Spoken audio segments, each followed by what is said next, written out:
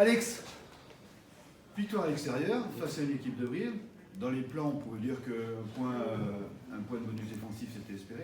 Une belle victoire, ça met du baume au cœur et puis surtout ça permet de valider le travail réalisé. Ouais, il y a deux choses. La première, c'est que c'est notre deuxième victoire consécutive, donc du coup c'est intéressant parce que il fallait qu'on confirme aujourd'hui. Ça c'est le premier point.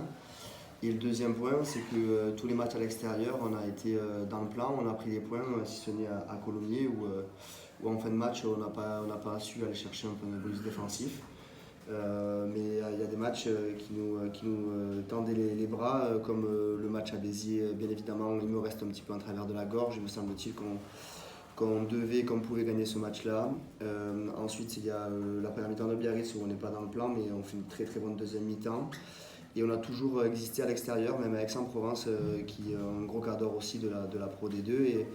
Et du coup, ce qu'on a demandé aux joueurs, et c'est le plus important aujourd'hui, ce qui nous anime, c'est que le club du SA15 est un club atypique. Il a 12 ou 13 ans d'existence. Et du coup, dans ce club-là, il y a beaucoup de gens de divers profils et divers carrières.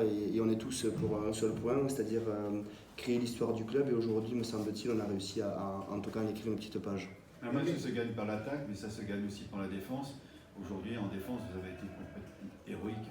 Il y a deux choses. La première des choses, c'est que pour moi, d'abord, un match se gagne par la défense, mais le but du jeu, c'est marquer plus de points que l'adversaire. Donc c'est dur de t'en dire le contraire. En tout cas, faut marquer plus de points que l'adversaire et surtout, il faut savoir bien défendre. Aujourd'hui, quand on est arrivé dans ce projet-là, j'avais dégagé le sentiment que pour moi et pour nous, la défense devait être un socle. On a fait des choses intéressantes défensivement dans les organisations sur les matchs précédents. Aujourd'hui, on a fait preuve beaucoup de courage dans la continuité de Nevers et beaucoup d'héroïsme dans nos 22 et sur notre propre ligne. Je crois que c'est à l'image du caractère de l'équipe et de ce qui se passe depuis 4 mois et demi. Je le dis souvent parce que c'est toi qui poses ces questions-là, mais tu es un des mieux placés ici dans cette pièce pour véhiculer ce message-là. Aujourd'hui, le groupe vit très bien ensemble et ça a été la preuve ce soir sur notre ligne défensive. Elle est vraiment méritée cette victoire? Comment? Elle est vraiment méritée cette victoire? Je pense en tout cas qu'elle n'est pas volée. On peut tourner à 3-0, on rate une pénalité, me semble-t-il, dans les cordes de nos buteurs. Par la suite, sur un jeu au pied haut, on prend un avant-repris devant avec une pénalité qui fait un ballon porté essai. C'est la seule fois où ils étaient venus dans notre camp. Il me semble qu'on avait bien construit notre match. On avait pris le match par le bon bout, on avait défini une stratégie sur deux principes par rapport à la caractéristique du jeu de Brive et le profilage d'équipe, la deuxième caractéristique. Et aujourd'hui, c'est pour ça qu'on a aligné 4 centres pour répondre à la densité, parce que c'est quand même une équipe dense. C'était la volonté stratégique aujourd'hui de leur imposer une réponse à leur milieu de terrain. Je pensais aussi que peut-être leur ailier fidjien pouvait aussi potentiellement jouer, et c'était aussi pour ça qu'on avait aligné 4 centres pour répondre à cette problématique-là. Donc on avait bien évidemment, dans la mesure du raisonnable et sans prétention aucune, construit une stratégie pour essayer de poser le plus de problèmes possible à Brive en restant dans nos caractéristiques qui sont les nôtres. Tu parlais d'engagement, tous les ballons de taille-taille, à part l'essai que vous prenez en compte, ils ont été pour vous? Vous avez récupéré tous les ballons, ça s'est joué dans la tête, dans l'engagement? C'est le rugby, vous le connaissez autant que moi, et on l'a vu à la Coupe du Monde, il y a la défense, il y a la conquête, il y a la discipline. Mais quand tu as plus envie et plus de couilles que l'adversaire et que tu es capable de mettre aujourd'hui la tête où certains ne peuvent pas poser ni les mains ni les pieds, c'est ce que j'ai envie de véhiculer comme message et c'est ce que j'ai vu en tout cas de la part des joueurs ce soir. En mêlée, ça a été aussi un énorme point fort ce soir. Ouais, il y a plusieurs réponses à ça. Il y a la fraîcheur de notre équipe. Il y a aussi le fait que je crois à la jeunesse. Aujourd'hui, je suis manager d'une équipe de Pro D2 pour la première fois de ma carrière. J'étais entraîneur adjoint à Montpellier pendant 2 ans. Avant, j'avais en charge que des secteurs, pas en particulier comme à Montpellier, mais aussi des équipes amateurs où j'ai pu essayer de construire une philosophie. Et à partir de là, je me suis toujours dit que si un jour je venais à avoir une responsabilité dans le secteur professionnel, je devais jamais oublier d'où je venais, c'est-à-dire de la formation.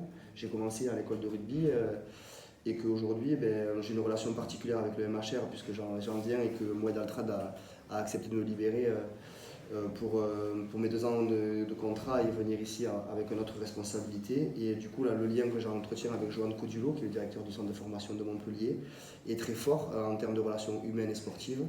Et Lucas Tabarro, qui n'avait pas beaucoup de temps de jeu aujourd'hui, qui est quand même issu de la formation et de la filière française, aurait pu faire la Coupe du Monde certainement des moins de 20, mais s'est blessé au coude juste avant de partir. Me semblait dommage qu'il ne puisse pas acquérir de l'expérience. Et on sait que la Pro D2, surtout dans des postes comme ça, te permettent aussi de rencontrer en face de toi des profils qui ne sont pas rigolos. Et aujourd'hui, si je ne m'abuse et je ne veux pas être prétentieux, en seconde mi-temps, il y avait un droitier de 22 ans et un gaucher de 20 ans le 24 décembre. Donc Lucas va faire 20 ans le 24 décembre 2023. Donc 19 ans aujourd'hui. Donc c'est hyper intéressant. Il faut juste construire notre avenir. Aujourd'hui, on sait que le club, il est ce qu'il est. On a le 3e plus petit budget du championnat. Et que si on croit à la formation et qu'en tout cas on s'en donne les moyens, il y a toujours des bons et beaux joueurs petits français qui sont là et qu'il faut juste aller chercher leur donner du temps de jeu. L'exemple type, c'est quand même un moment où tu confies les coups à Jules Dubec qui vient avec ce 3e match en Pro D2, une responsabilité parce que ça permet de creuser l'écart et il se montre digne de ta confiance.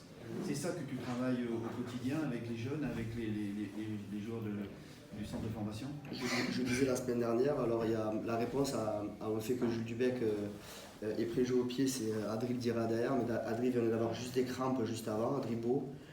Donc c'est à ce moment-là que je dis en l'oreillette à Lolo Cardo, tu vas amener le petit de Jules parce que j'ai bien vu qu'Adril était resté au sol avec des crampes et Anto le kiné était en train de le soigner et je ne me sentais pas opportun de faire buter Adril à ce moment-là. Il la passe du coup, c'est bon signe, il enchaîne derrière, il y en a une qui passe.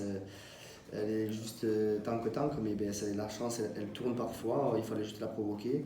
Pour répondre à ta question, la confiance, il ne la rend pas qu'à moi, parce que je ne suis pas un Devers, je ne suis pas le Messi.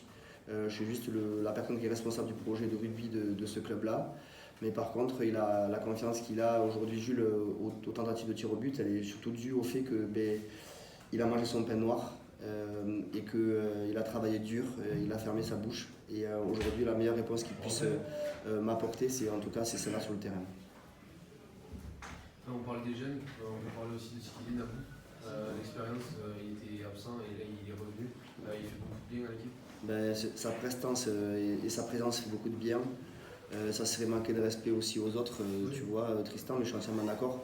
Le fait juste de sa présence et le fait qu'il soit sur le terrain peut rassurer les petits Léo Moramoya qui a 19 ans, Jules Dubec qui en a 20, Diakité qui en a 21. Et je crois que c'est le charme aussi de ce sport-là. Il faut juste croire aux joueurs qui ont du talent, jeunes, mais il faut surtout pouvoir les encadrer pour leur donner la confiance et qu'ils acquièrent de l'expérience. Merci beaucoup, passez une bonne soirée.